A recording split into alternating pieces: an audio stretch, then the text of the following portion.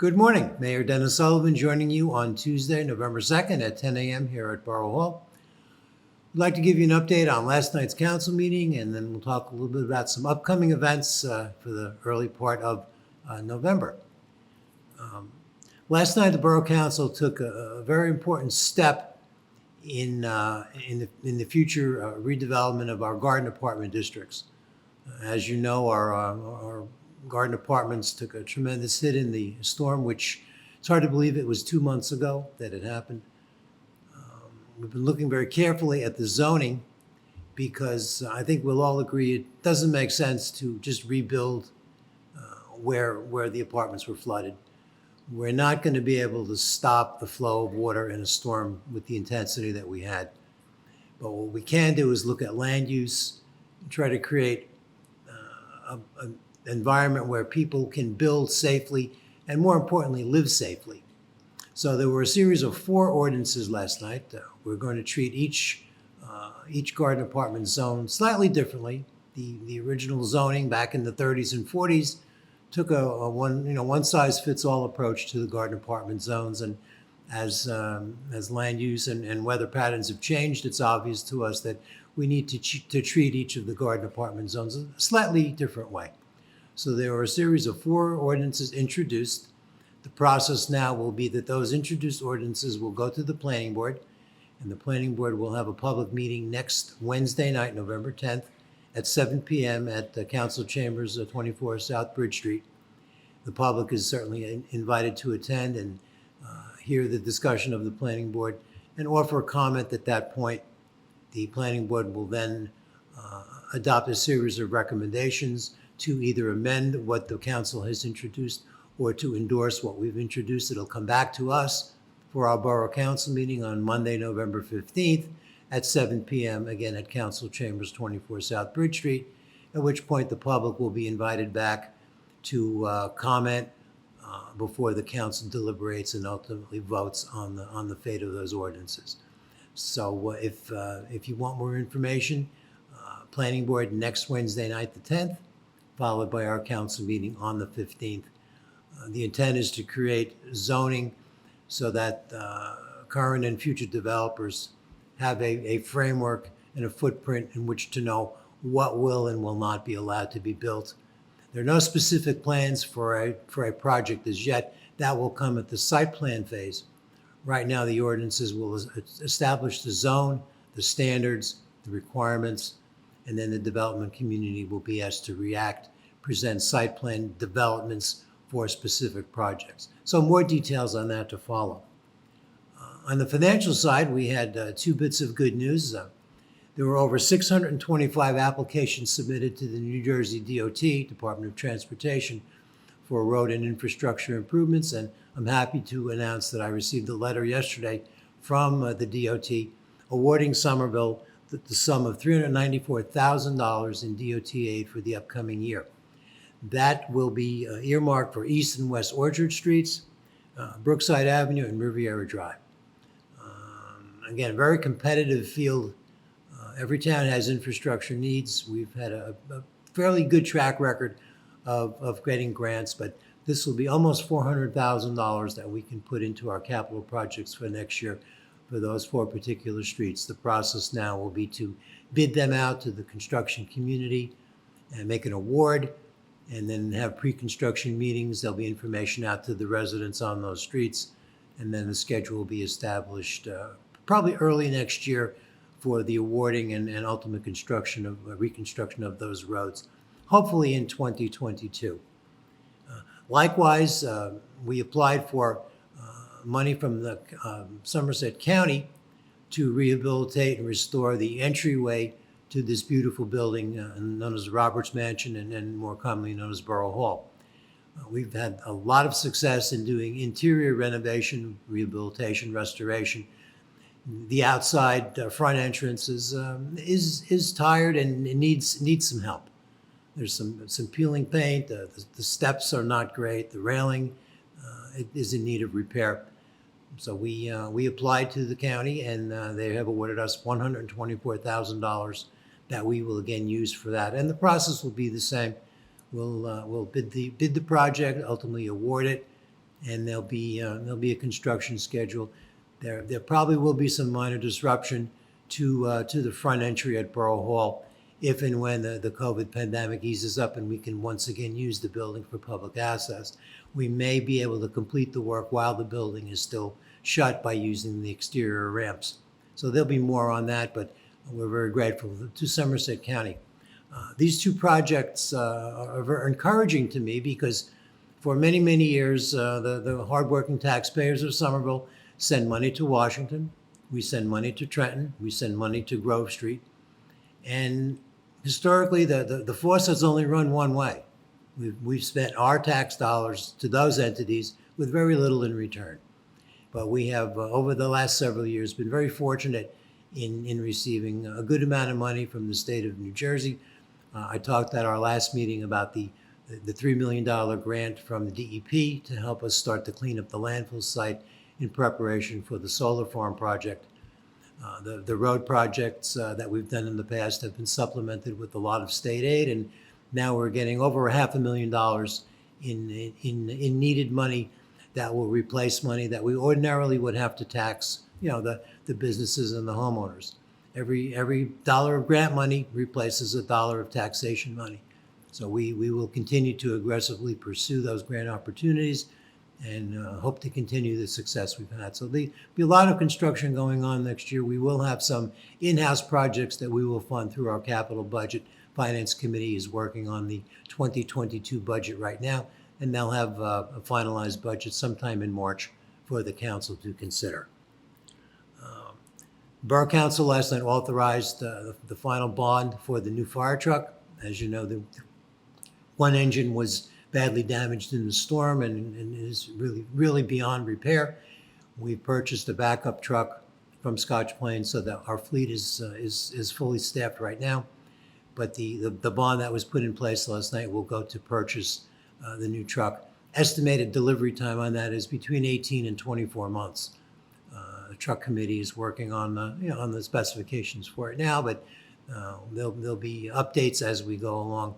It's anticipated that truck would be delivered sometime, late 23, early 24, maybe in time for the new facility. That again will depend on lots of variables in the construction schedule. But council took action on putting that money in place. The money, of course, will not be borrowed until the truck is actually purchased, but we've taken the most important step to put the funds in place to allow us to proceed. We will have a new position at Borough Hall. We've offered and have been hired a public information officer whose job will be to coordinate activities such as this filming, our website, press releases. The days of print material, unfortunately, seem to be going by the wayside. Newspapers are becoming a dinosaur, and information is being put out on various platforms that need someone with the expertise and the up-to-date knowledge on making that information available. So I'll introduce that person at a future meeting. We'll talk a little bit about their role and about how they will coordinate the information that we're putting out to make sure you have what you need to be on top of events in not only in town but in the operations of the government and how your tax dollars are being utilized. So I'll look to have that person on staff and introduce them at a later date. I've gotten several questions about the recycling buckets, the new style of the bins that are being picked up with the new trucks with the automated arms. I spoke with the recycling coordinator at the county level the other day and expressed my displeasure that we still are waiting for about half the town to get the new buckets. And I was told that the reason that the new buckets have not been distributed is because the trucks are not yet available. There are supply side issues on seems like everything right now. So in the meantime, I would ask you, if you still have the old round buckets, to be patient. Your recycling should be picked up on a regular schedule every 2 weeks. If by some chance your recycling does not get picked up, please call Rodney Hadley at our Public Works garage, or you can call Borough Hall. We'll make sure a county gets out to get your recycling done. We have a contract with the county. We give them a good amount of money every year to make sure that your recycling is picked up. So if you're waiting for your new bins, unfortunately, I can't promise them for the holidays, and maybe not even for the early part of next year. But I will follow up periodically with county recycling to let them know that we just want to have the new buckets everywhere. They are a little bigger, a little more cumbersome, but they have wheels. So for people my age, it's a welcome change, and they seem to work very well. There's very little left over on the street. I know sometimes with the older buckets, there'd be glass left over and newspapers left over. It seems with the new pickup, there's a lot less debris left behind, and I'd like that to be townwide. So when the new trucks are fully available, hopefully you'll get your bin. I'll try to keep you updated on that. A couple of activities coming up. Veterans Day is next Thursday, the 11th, and we'll be meeting at the Veterans Plaza on Grove Street at 11 a.m. Representatives from the Legion and the governing body, as well as a lot of our veterans will be there. I would encourage you, if you are available, to come. Also, I'd like to, once that service is done, it usually runs about a half an hour, I'm going to run a second service over at the Veterans Monument on Culver Street. I don't know if you've had a chance to go past there in the last several weeks.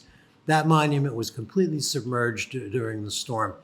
And thanks to the efforts of Eagle Scout to be Alex Cleveland, that monument has been cleaned, restored, new plantings have been put up, and they actually did put a solar light on the monument. So the monument is now actually illuminated at night.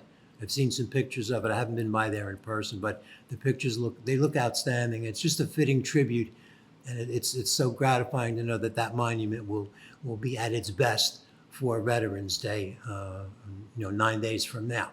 So if you have a chance to go by during the day, you'll see it completely restored, and if you drive by at night, it'll shine in the darkness. Again, a fitting tribute to the individuals in Somerville that served our country. Again, I'd invite you to come on the 11th.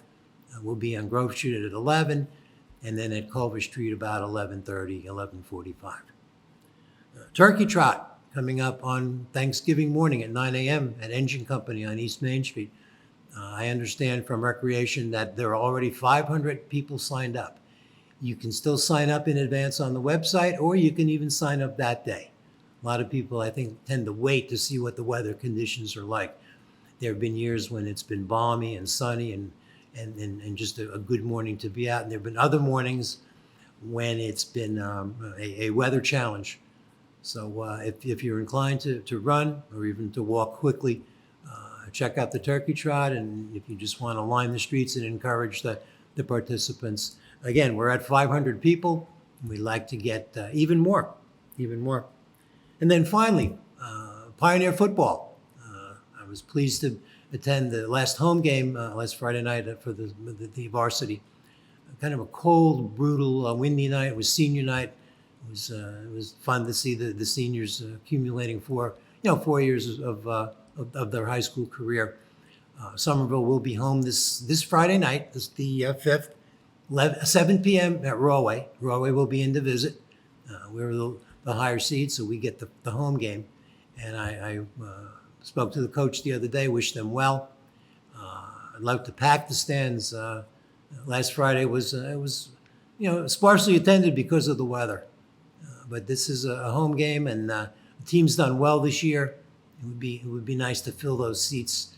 Years and years ago in the 70s and 80s, in the heyday of Brooks Field, there were 3, 4, sometimes 5,000 people in those stands, and it would be nice to pack the seats on Friday nights, and when the opposition comes out onto the field, not only do they see the black and orange across the sidelines, but they see the black and orange in the stands rooting for our team. Athletics plays a big part in our young men's high school career, and I encourage you to come out. You don't have to be a band parent or a football parent to come out and cheer our youth on. If they win this home game, I believe they go on the road for the next playoff game. So if you're looking for a fun activity on Friday night, please come out to Brooks Field, 7 p.m.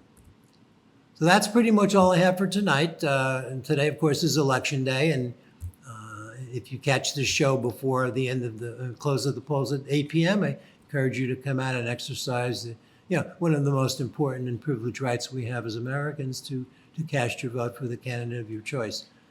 I'll be back with you probably on the 16th of November, summarize the discussion with the planning board coming up next week and our council meeting on the 15th. In the meantime, check the borough website, check the Downtown Somerville Alliance website for activities that are going on in the town. Continue to stay safe and stay Somerville strong. Thank you.